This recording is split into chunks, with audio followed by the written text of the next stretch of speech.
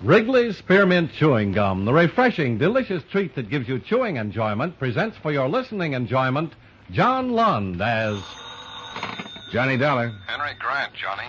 You read your morning paper yet? I'm on page 4 in my second donut. Well, turn back to page 1. There's a picture there of Mrs. Frank Loring.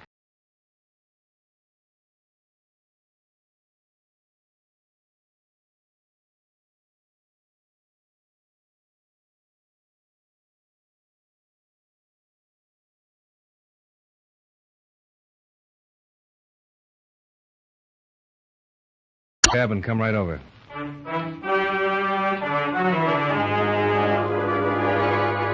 the makers of Wrigley's Spearmint Chewing Gum bring you John Lund in a transcribed adventure of the man with the action-packed expense account, America's fabulous freelance insurance investigator. Yours truly, Johnny Dollar.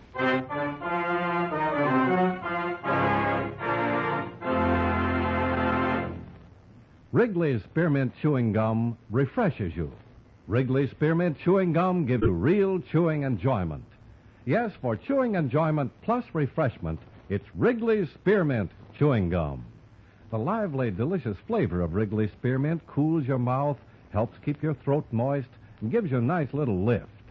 The good, smooth chewing of Wrigley's Spearmint helps keep you feeling fresh and alert, adds enjoyment to whatever you're doing.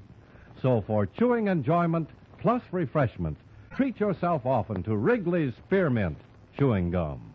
Healthful, refreshing, delicious.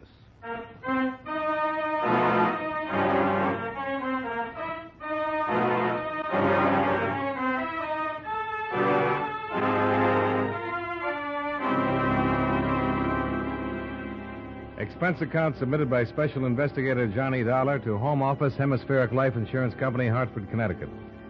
The following is an accounting of expenditures during my investigation of the Enoch Arden matter. Expense account item 1, 50 cents, cab fare to your home office, where Henry Grant provided me with a complete file of previous investigations and police reports covering the disappearance of Frank Loring. I was about halfway through them when Grant came in with an attractive woman in her early 30s. Oh, Johnny, this is Miss Ruth Boulogne, the young lady I told you about. How you do? Miss Boulogne, this is Johnny How do you Dollar. do? Mr. Dollar's an investigator, Miss Boulogne. Now, I want you to tell him exactly what you told me on the phone this morning and, well, anything else you may have thought of on the way down here. Well, I don't really know whether I've anything to tell. You worked for the doctor who examined Loring when his policy was issued? Yes, Dr. Felton. That was in New York. I'd just gotten out of training. It was my first job. I was only there 3 months, then I went into the Army during the war. Mm-hmm. And since the war, I've worked in Boston, the Haywood Clinic. I feel sort of foolish telling you all this. I'm probably wrong. But she thinks she saw Loring in Boston, Johnny. When?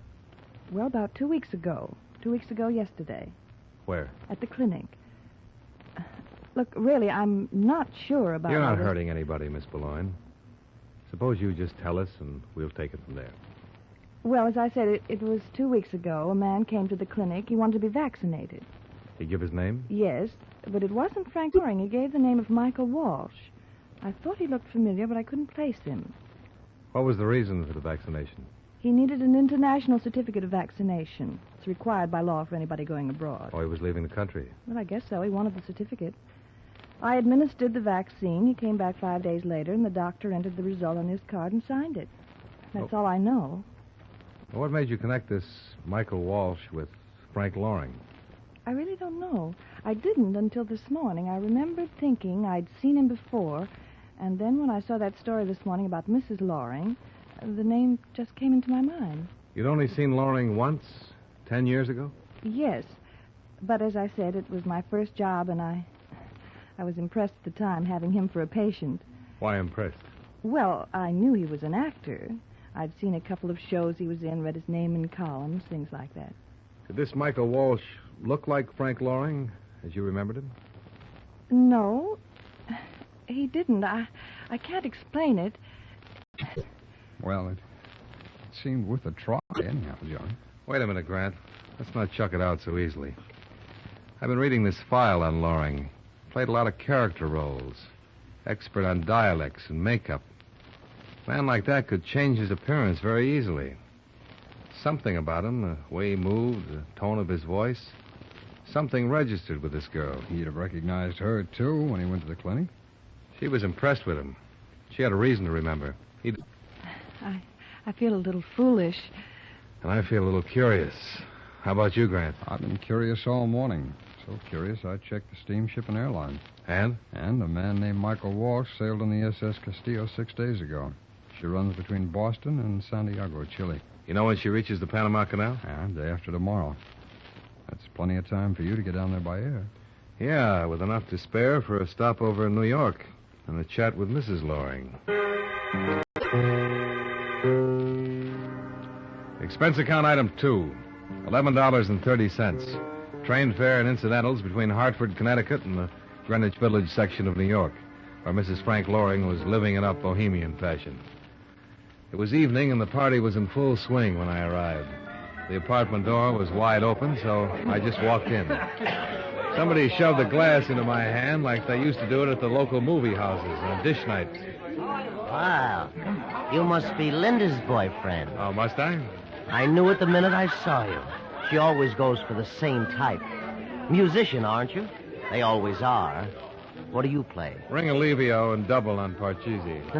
Oh, a funny one, eh? Well, Linda said when you got here to tell you the benefit is going to run late, so make yourself comfy and wait. She won't be here until 12. I'm Freddie. You must be a poet. How did you know? I'm psychic. Now, what's the party for?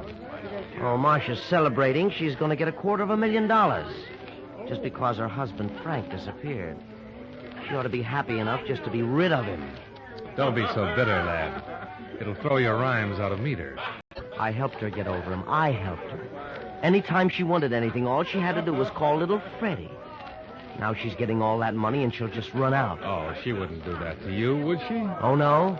That's how much you know about women. She's going to Chile, South America. Oh, now that's an interesting bit of information, Freddie. She thinks I don't know about it. The airline called to confirm her reservation while she was out shopping this afternoon. Which one of those lovely ladies is Marcia Loring? Those? She doesn't look like any of them. Marcia's out in the kitchen fixing sandwiches. She needn't think she'll get any help from me. Oh, maybe I can lend a hand. Listen, mister, you've got a girl coming. Oh, sure, Linda. Well, she told me to give Marcia a message. Besides, you don't want to talk to me. Interferes with your brooding. I'll see you later, Frank.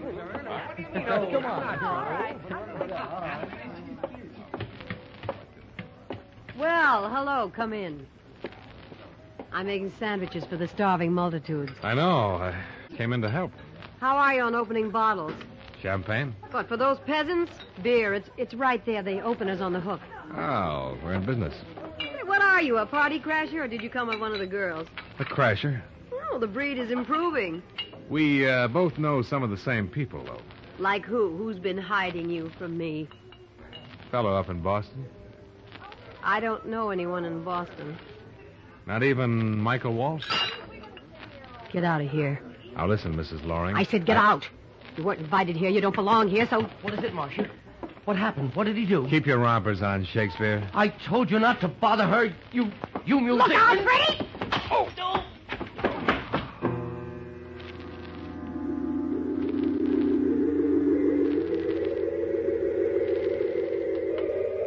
I came out of it lying on the cold stone of a basement areaway. And then I went in search of a diner, a telegraph office.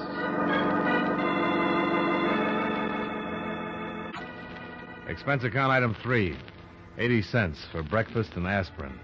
Item 4, $1.20 for a telegram, advising that payment of the Loring claim be delayed until my investigation was completed. Item 5, $7.60 cab fare to the international airport. And item 6, $415, plane fare and incidentals to the city of Colon, Panama Canal Zone.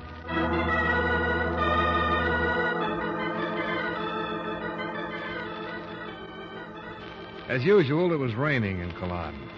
The SS Castillo had reached port slightly ahead of schedule.